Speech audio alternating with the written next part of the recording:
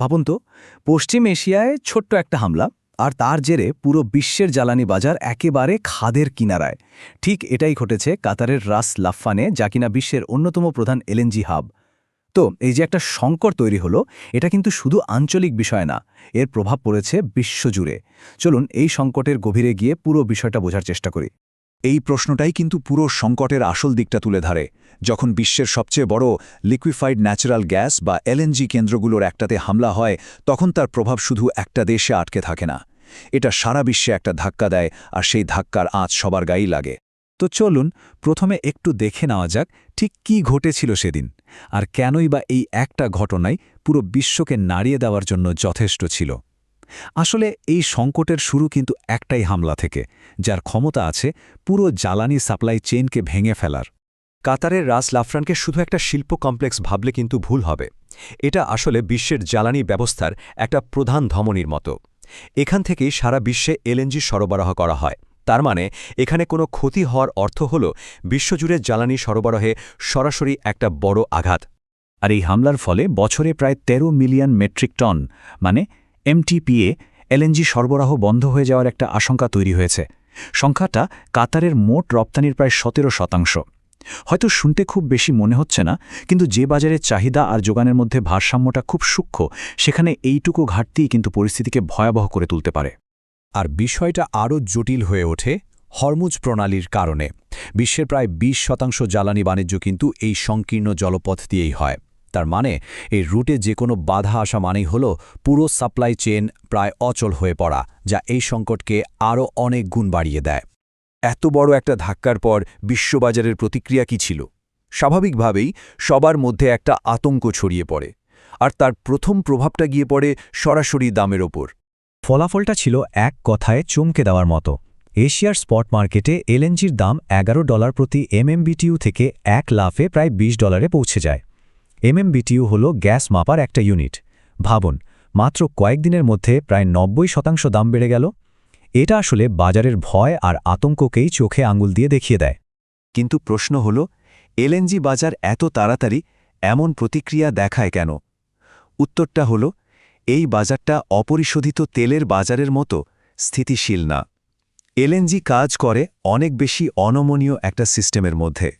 দেখুন, অপরিশোধিত তেলের বাজারে স্ট্র্যাটেজিক রিজার্ভ থাকে, যা আপৎকালীন সময়ে ব্যবহার করা যায়, আর এর সাপ্লাই চেনও অনেক নমনীয়। কিন্তু এলএনজির ক্ষেত্রে এমন কোনো বিশ্বব্যাপী রিজার্ভ সিস্টেম নেই। এর জন্য বিশেষ টার্মিনাল আর জাহাজের যে পরিকাঠামো লাগে, সেটাও খুব অনমনীয়।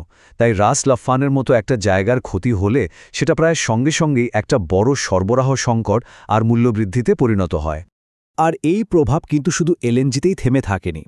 এই হামলার কারণে একটা বড় আঞ্চলিক সংঘাতের আশঙ্কা তৈরি হয়, আর সেই ভয়ে অপরিশোধিত তেলের দামও ব্যারেল প্রতি $100 ছাড়িয়ে যায়। বুঝতেই পারছেন, এটা বিশ্বজুড়ে মুদ্রাস্ফীতির আগুনকে আরও উস্কে দেয়। তো এই যে বিশ্বজুড়ে এত বড় একটা সংকট, এর ঢেউ ভারতে এসে কিভাবে আছড়ে পড়ল? ভারতের মতো একটা দেশের জন্য, যা জ্বালানির জন্য আমদানির ওপর ব্যাপকভাবে নির্ভরশীল, এই সংকট কিন্তু একটা জরুরি অবস্থার চেয়ে কম কিছু নয়। এই সংখ্যাটা ভারতের ঝুঁকির মাত্রা একেবারে স্পষ্ট করে দেয়। 45%, মানে দেশের মোট এলএনজি আমদানির প্রায় অর্ধেকটাই আসে কাতার থেকে। তার মানে কাতারের সরবরাহ বন্ধ হয়ে গেলে ভারতের জ্বালানি ব্যবস্থার একটা বড় অংশই অচল হয়ে পড়তে পারে। এর ফলে ভারতের বিদ্যুৎ উৎপাদন, সার কারখানা আর শহরের গ্যাস নেটওয়ার্কের মতো গুরুত্বপূর্ণ খাতগুলো সরাসরি এই সংকটের মুখে পড়েছে। এই খাতগুলো তো দেশের অর্থনীতির মেরুদণ্ড, আর সেগুলোই এখন ঝুঁকির মধ্যে। আর সবচেয়ে বড় চিন্তার কারণ কি জানেন? ভারতের কাছে তেলের মতো কোনো কৌশলগত গ্যাস রিজার্ভ নেই, মানে আপৎকালীন পরিস্থিতিতে ব্যবহার করার মতো বাড়তি কোনো সুরক্ষা ব্যবস্থাই নেই। এর ফলে সরবরাহ ব্যাহত হলে সরকারকে রেশনিংয়ের মতো কঠিন সিদ্ধান্তও নিতে হতে পারে। তাহলে এই সংকট থেকে বেরোনোর পথ কি? চলুন দেখি স্বল্পমেয়াদ থেকে দীর্ঘমেয়াদে পরিস্থিতি কোন দিকে যেতে পারে, এবং এই ধাক্কা থেকে দেশগুলো ঠিক কী শিখতে পারে। দেখুন, এই সংকট রাতারাতি শেষ হওয়ার নয়।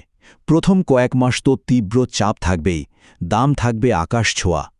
এরপর ধীরে ধীরে বাজার অন্য বিকল্প খুঁজতে শুরু করবে। কিন্তু আসল পরিবর্তনটা আসবে দীর্ঘমেয়াদে, যখন দেশগুলো তাদের জ্বালানি নীতি নতুন করে সাজাতে বাধ্য হবে। ভারতের মতো দেশগুলোর জন্য এই সংকট একটা জরুরি সতর্কবার্তা। ভবিষ্যতে টিকে থাকতে হলে কয়েকটা পদক্ষেপ নেওয়া অপরিহার্য হয়ে পড়েছে, যেমন আমদানির উৎস বাড়ানো, নবায়নযোগ্য শক্তিতে আরও বিনিয়োগ করা, অভ্যন্তরীণ উৎপাদন বৃদ্ধি করা, আর সবচেয়ে গুরুত্বপূর্ণ হল কৌশলগত গ্যাস রিজার্ভ তৈরি করা। শেষ পর্যন্ত এই পুরো সংকটের মূল শিক্ষা কিন্তু একটাই: কোনো একটা উৎসের ওপর অতিরিক্ত নির্ভরতা একটা দেশের জ্বালানি নিরাপত্তাকে কতটা ভঙ্গুর করে তুলতে পারে, এটা তার জ্বলজ্বন্ত প্রমাণ। ভবিষ্যতে জ্বালানি নিরাপত্তা আসলে নির্ভর করে বৈচিত্র্যের ওপর। শেষ করার আগে এই প্রশ্নটা নিয়ে একটু ভাবা যাক। রাস লাফানের এই ঘটনাটা কি একটা বিচ্ছিন্ন দুর্যোগ, নাকি এটা বিশ্ব জ্বালানি ব্যবস্থার নতুন বাস্তবতার একটা সূচনা মাত্র? এর উত্তর হয়তো ভবিষ্যতই বলে দেবে।